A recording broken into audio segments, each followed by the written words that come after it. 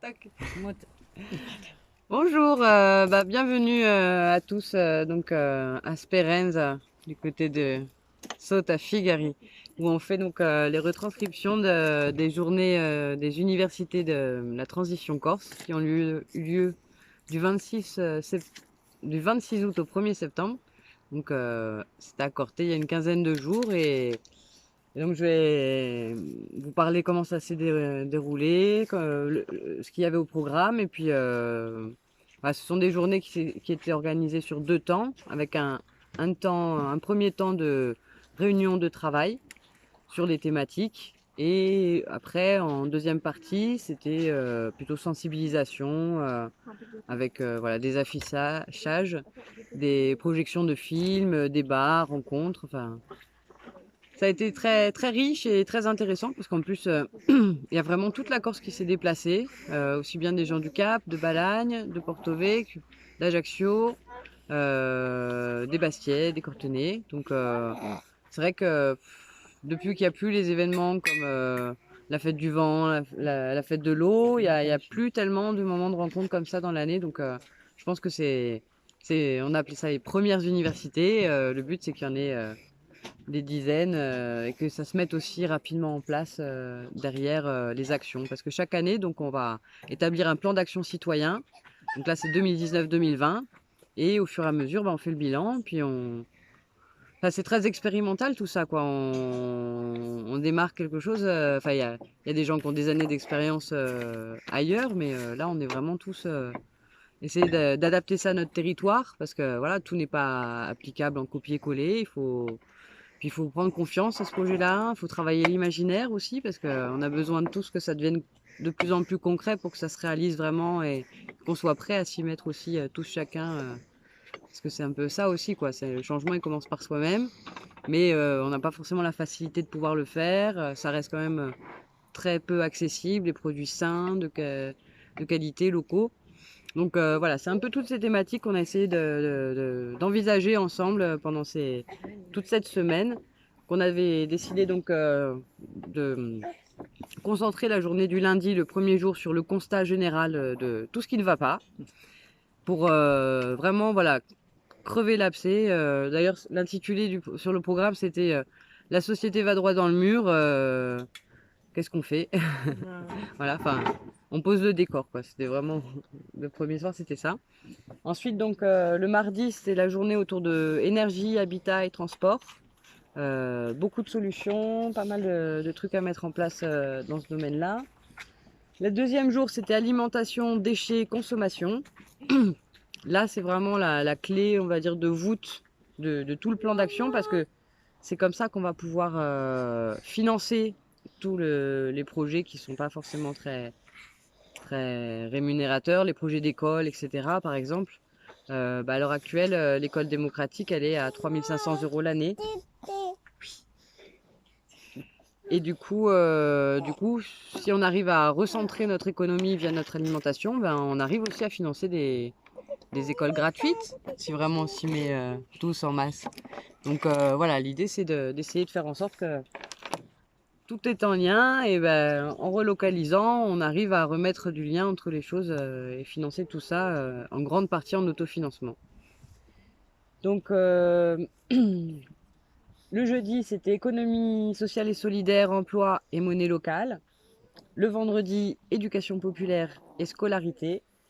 Le samedi, démocratie, médias citoyens. Et le dimanche, la retranscription de tout le plan d'action pour 2019-2020. Donc, vaste programme, ça a été très intense. On a eu des journées où on a été entre 15-20 pour les groupes de travail et jusqu'à 30-40 pour les soirées projection débat. Donc l'occasion voilà de discuter, de rencontrer plein de gens et surtout se faire rencontrer plein de gens parce que nous on connaît tout le monde parce qu'on a tourné en 6 ans un peu de partout sur l'île, mais il y a beaucoup de gens par exemple que Patricia ne connaissait pas, le baron Marianne qui nous a reçus, il a pu faire la rencontre aussi un peu de tout ça et c'était bien pour vraiment créer un réseau qui travaillent ensemble parce que tout le monde se connaît mais personne travaille ensemble quoi. Donc c'est un peu dommage quoi. Donc voilà. Si vous avez des questions avant peut-être que je rentre dans le vif du sujet de chaque thématique. Est-ce qu'il y a eu des maires? Alors on avait Ils ont été invité, conviés? de façon informelle, mais pendant les journées, on était présent aux journées internationales à Corté, donc on en a parlé. Mais Il n'y a pas eu. on a eu aussi, il y avait Aroba Paesan qui a organisé le vendredi avant le lundi, donc 3 jours avant, une grande rencontre avec toutes les associations. Et on a pu croiser des politiques, on va pas citer les noms, qui nous ont promis qu'ils viendraient, mais en tout cas celui-ci n'est pas venu.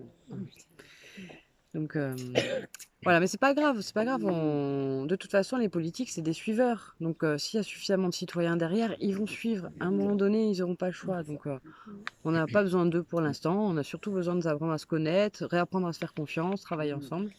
Et c'est en bonne voie en tout cas, c'est surtout ça qu'on peut dire de cette semaine à Corté, c'est que les gens sont en attente de quelque chose. Il y a quand même l'enjeu des municipales derrière.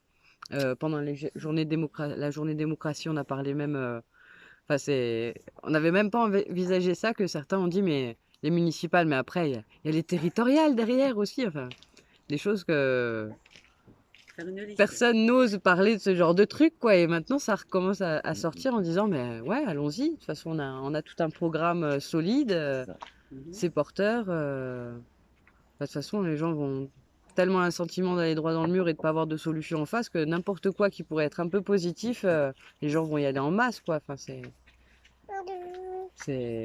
le meilleur des antidépresseurs, je pense, que de s'investir pour quelque chose qui redonne du sens, quoi. Mm. Donc, premier jour, après donc le constat, parce que je pense qu'on n'est pas obligé de faire le constat là, hein, on passe. Non, on va Donc, passer. hein, c'est bon, on est d'accord tous, on est d'accord. Ah. Donc, énergie, habitat, transport. Il y a eu 2 groupes de faits parce que c'était la plus grosse journée. C'était peut-être le fait que c'était le premier. Et donc, du coup, un groupe énergie, habitat et un groupe transport. Peut-être tu peux en parler de ce qui est ressorti du groupe transport ou tu veux que reparle? Alors, c'est pas grave, moi je m'en souviens. Il y avait Tu aurais dû me prévenir, je vais chercher mon. les notes, ouais, mais c'est pas grave, moi je m'en souviens. Donc il y avait tout un projet sur du covoiturage un peu intelligent avec des arrêts, etc. Et surtout le faire en application. Pouvoir dire bah, je suis là et la personne qui suit le truc. Et ça, c'est vrai que il est en train de filmer là-bas. Bertrand ou Bernard, je sais plus. Bertrand, pardon. Bertrand, ton site aussi pour du covoiturage, la carte de géolocalisation, c'est très intéressant aussi. Alors là, oui, c'est Parce à qu'on- disposition en tout cas. Mm. Et c'est vraiment dans Donc, ce truc-là que c'est mis en place. Et ça peut même s'intégrer dans du système de jeu. Ça, on y reviendra le jeudi et sur la coopérative alimentaire. Donc, du troc de temps. Vous prenez des gens qui sont sur votre route, vous les récupérez via le système d'application qui géolocalise. Je te laisserai en parler un peu, Oui, si tu si veux tu veux, expliquer. ouais, bien sûr. Ouais. Donc, un système de géolocalisation. Les gens qui ont besoin de voyager, ils peuvent marquer. Même au dernier moment, tiens, j'ai besoin de faire la route jusqu'à Corté. Il le signale, c'est marqué s'il y a quelqu'un qui passe, il te prend et c'est automatique ou ça peut se programmer à plusieurs jours, quoi. Donc il y a ça qui est ressorti et il y a un système aussi de location mutualisée de voitures particuliers. On a l'exemple comme ça d'un monsieur qui fait ça. Il est monté jusqu'à 40 voitures, une flotte, ça s'appelle. Et quand tu as 40 voitures et que tu as une seule assurance qui prend en charge tout ça, c'est à peu près 20 € la voiture par mois. Ce qui est quand même. L'assurance accepte Oui. Ouais. Mais c'est une société de location du coup. Mais il y a des modèles comme la Skik qui peuvent être intégrés à la coopérative alimentaire et qui permettent aussi aux gens de pouvoir bénéficier de voitures. On a une grande flotte et puis on fait tourner les voitures. On n'a pas toujours la même, mais parce qu'on en a besoin quoi, une fois, 2 fois, 4 fois maximum, certains par semaine. Le reste du temps, elle sert pas quoi. Donc pareil, système de géolocalisation. Donc j'ai besoin d'une voiture là. stock, il y en a une de dispo de telle heure à telle heure, j'en ai pas besoin jusqu'à demain. Ça Oui. peut être Quand tu habites dans une ville. quand tu habites dans une Sinon- ville. Mais s'il y en a trois au Ah, bien village, Oui, oui. ah bah tiens, elle est disponible, hop, je la prends. C'est Sinon, tout. après, il y a des systèmes, j'ai mon fils qui fait un peu de la location de voitures comme ça, c'est pas encore installé sur la Corse, mais Ouais. pour certains sites de location, il y a des boîtiers électroniques Mhm. qu'on met directement dans la voiture, sauf en Corse, mais dans les autres villes, oui. Ouais. Et en fait, tout se fait par téléphone. La location se fait par téléphone et Ouais. les clés sont dans la voiture Ah et oui, tu il y ouvres a la ça. voiture avec, Au port avec à un Pianotion. code sur ton D'accord. téléphone. Voilà. Ah. Donc il y a moyen 5 de, euros de l'heure. effectivement, prendre des voitures à Ah droite, oui, à oui. gauche. De toute façon, il Voilà. faut s'inspirer des modèles qui existent ailleurs et essayer de l'appliquer à notre territoire. Parce qu'il y a beaucoup de solutions, quoi. C'est-à-dire que tous ces projets-là ils se greffent à la coopérative. Il faudrait juste arrêter de faire bouger la table. Je sais pas qui a fait ça avec son pied, mais j'ai la caméra qui bouge un peu. Alors, le transport, énergie, habitat. Il y a parmi les grands projets qu'on a envie de réaliser, ce serait faire venir le réseau des écocentres de France. Un écocentre, c'est un lieu, on ne peut pas s'improviser écocentre, il faut être agréé. Par contre, il y a plusieurs avantages à rejoindre ce réseau. Déjà, on appartient à un réseau de compagnonnage. Donc, nos jeunes, ils partent se faire former dans les entreprises autour de l'éco-construction, l'énergie libre, etc. Et on a des jeunes qui viennent ici donner un coup de pouce aussi dans des tas de domaines. Et il y a aussi tout un calendrier annuel de formation et les formateurs font le tour des écocentres. Donc on aurait la possibilité de faire venir des formations au lieu de se tirer. Enfin, c'est compliqué hein, si tu as des enfants et tout, de devoir gérer ça. Et puis ça a un coût. Donc là, à partir du moment où on a 5-6 stagiaires qui sont volontaires pour une formation, ben, on se renseigne et on la programme et on la fait ici. Donc un écocentre, ça a besoin de salles et de lieux d'hébergement. Et ça, donc on l'intègre dans notre projet qu'on a à Bastia, au-dessus, sur les hauteurs de Bastia, à Cardo. C'est une grosse maison de maître qui a été abandonnée depuis 20-30 ans, qui est en fait léguée à l'hôpital public de Bastia depuis 1901 par un riche propriétaire qui pensait que ses héritiers n'allaient pas tenir la route. Et du coup, il s'est dit, bah, je vais faire œuvre de charité à l'hôpital qui va faire quelque chose de bien avec mon bien. Et donc voilà, c'est à l'abandon complet. Ça a longtemps hébergé les élèves en interne de l'hôpital. Et facile depuis 90, milieu 90, c'est vide quoi. Ça a été squatté, il y a eu un départ d'incendie une fois aussi. Enfin, c'est dommage parce qu'il y a à peu près 600 mètres carrés. Une maison qui a donc encore le toit sain, les murs sains. Il n'y a plus aucune vitre par contre. Et on s'est renseigné, on a trouvé une solution aussi économique, écologique pour ça. Et, et surtout, il y a 1,6 hectare d'une très bonne terre avec des oliviers, il y a 2 cerisiers, des noisetiers, un énorme châtaignier aussi, du laurier de partout aussi. Et donc, il y a vraiment de quoi faire un départ de ceinture alimentaire autour de Bastia. Et puis surtout un lieu de vie, un lieu de formation. Et il y a 2 étages, un rez-de-chaussée et un sous-sol. Donc les 2 étages, on peut facilement imaginer que ça peut être un lieu d'habitat groupé pour des personnes qui s'investissent au sein de la coopérative pour avoir des logements de fonction. On peut faire une dizaine de logements avec des pièces principales partagées et chacun son espace perso. Au rez-de-chaussée, tout ce qui est formation, salle de formation avec une cuisine commune. Et au sous-sol, un espace dortoir, gîte, pour accueillir aussi bien des stagiaires sur 15 jours de formation, ou même des familles qui ont envie de tester un peu les modes de vie alternatifs. Donc il y a plein de choses à faire, quoi. Une école. La lumière du jour. Et surtout une ferme école aussi sur place, donc qu'il y ait des formations dès le plus jeune âge, 3 ans. Et donc, comment ça se Toujours dans tient un Oui, le- parce que milieu, tu dis que Ouais. École démocratique, parce qu'il y a un réseau maintenant, donc on peut très bien envisager de créer une antenne pour Bastia, quoi. Parce qu'il n'y a pas pour l'instant un Bastia de projet. Ouais. Ajaccio, ça a démarré. Follet, c'est en cours aussi, mais Bastia, pour l'instant, il y a rien. Donc, au contraire, on chope ça aussi et puis on le met dedans, quoi. Ça fait vraiment un truc vivant où on peut même intégrer un peu de personnes âgées par exemple. Ouais. Donc, ouais. Tu dis que vous avez trouvé une solution financière, que c'est en cours, ça Ben, sera la quoi? coopérative alimentaire, c'est-à-dire au lieu de dépenser une famille de 4 personnes, en moyenne c'est 500 € qu'on dépense à la grande surface tous les mois. Donc là, l'idée c'est que cet argent-là, on y arrive à nous répondre à ce besoin, même quantité, prix, pour une qualité meilleure. Donc voilà, ça fait 1 an et demi qu'on se renseigne, qu'on cherche des fournisseurs, qu'on trouve comment organiser tout ça. Et petit à petit, à chaque fois qu'on commence à trouver quelqu'un, il nous envoie encore sur autre chose, qui nous... Et ça prend des proportions dingues parce que là, j'ai rencontré enfin, par téléphone quelqu'un qui fait à peu près le même projet sur Marseille. Donc je dis, bah allez, super, on concentre tous nos achats sur la Corse. Puis toi, Marseille, enfin, la population corse, c'est un quartier de Marseille, enfin, c'est un arrondissement de Marseille, hein. Donc si on arrive à grouper avec eux, c'est une bonne centrale d'achat. Et donc, et je dis, bah, comme ça, après, je fais venir un camion, puis on essaye de voir comment on peut avoir un minimum de frais de port. Et lui, donc, il est italien sur Marseille. Et en fait, lui, ça fait déjà 4 ans qu'il avance sur ce projet-là. Il a contacté plein d'autres entreprises qui ont des mêmes projets, mais tout autour du pourtour méditerranéen.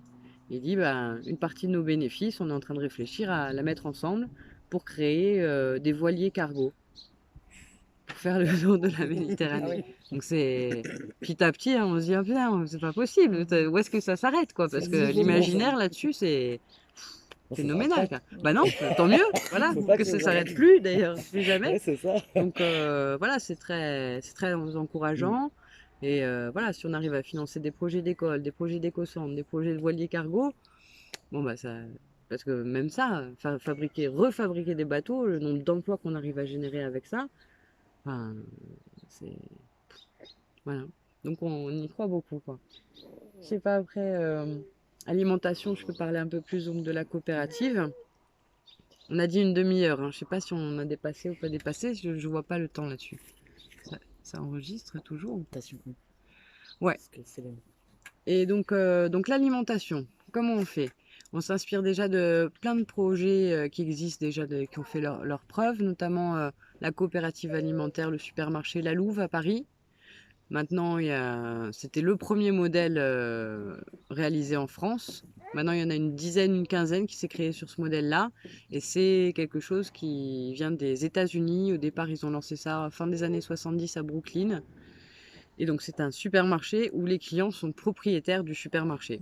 Donc, chacun achète minimum une part, participe à hauteur de 4 heures par mois pour tout ce qui est l'entretien d'un magasin. Ça va de ménage jusqu'aux caisses, en passant par la mise en rayon, la compta, etc. Bah, nous, on s'est inspiré de ça. Eux, c'est uniquement la distribution. D'accord. Et nous, comme on n'a que 4 à 6% de production locale, il faut aussi qu'on gère la production. Parce que bah, sinon, on fait tout importer et on ne peut Ouais, pas c'est vraiment ça. réfléchir sur les prix, quoi. Donc, les Peut-être 4 heures, ça on peut les motiver faire. la production aussi, le fait de Voilà. fabriquer quelque chose comme ça peut motiver les gens à produire aussi. Bah, en fait, les 4 heures que les gens réalisent, ça peut être aussi bien production, distribution, acheminement, comptabilité, communication. Il y a plein de tâches qu'on peut réaliser. Et à ça, on rajoute un peu le principe de la ruche qui dit oui aussi. Je ne sais pas si ça vous parle, mais le coopérateur, il peut mettre à disposition un lieu pour la distribution et surtout un lieu pour la production. Donc les propriétaires terriens ou même des gens qui ont un petit bout de jardin, bah, si ça se trouve la voisine elle est coopératrice mais elle a qu'un balcon, bah, elle peut faire ses 4 heures dans le jardin du voisin. Et ça aussi, la carte de géolocalisation, pour ça, nous permet de savoir qui a quoi à proximité et comment on peut organiser tout ça. Pour la communication aussi et l'évolution de tous ces projets-là, il y a un forum qui existe depuis quelques années, concentré que sur l'île. C'est Fabien Abrahini qui a mis ça en place. Lui, vous pouvez le trouver sur le réseau Corse Permaculture. C'est sur Facebook. Vous le demandez s'il peut vous envoyer par Messenger le lien du forum et vous vous inscrivez sur le forum. Il y a plein de catégories. On peut continuer on peut relancer des échanges qui ont été faits il y a 4-5 ans et qui se sont arrêtés sur des sujets, etc. Et c'est une façon d'être connecté aussi en dehors des réseaux sociaux type Facebook. Et au moins, personne ne va dessus, quoi. C'est en interne. Donc ça peut être bien et pour limiter aussi les déplacements, les réunionites aiguës, etc. qui essoufflent aussi tous les mouvements, parce qu'on ne peut pas être aux quatre coins de la Corse tous les jours, quoi. Donc voilà, il y a vraiment beaucoup d'outils pour nous faciliter aussi la mise en œuvre de ça. Donc le forum plus la carte de géolocalisation, ça va vraiment permettre aussi à chacun de pouvoir montrer aux uns et aux autres que c'est pas si compliqué, que tout est à portée de main et si tout le monde on s'y met tous.